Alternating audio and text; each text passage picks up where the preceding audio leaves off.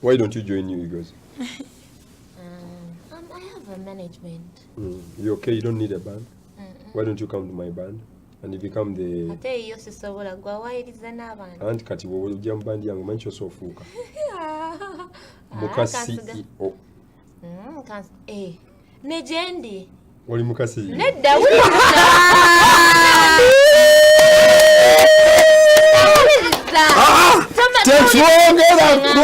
Tetwongerako ekyo kiri ku TV.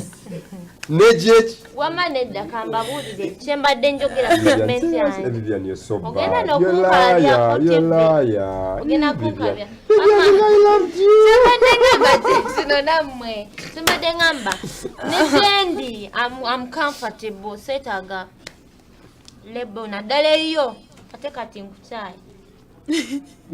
Vivian so kunchawa. Ngolede okubyewo okugamba ogwo ogunene nga ne Joli oli vice president. Where? Joli.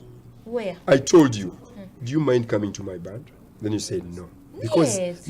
when you come to my band, you'll be Muchala CEO. No gamba. Nejendi. Oluganda. Sawa manager nimbye. Nawe Oluganda nawe Lusobye.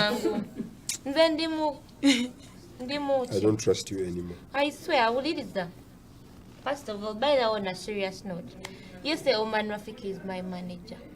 Tetulina nkolagana eyesuka.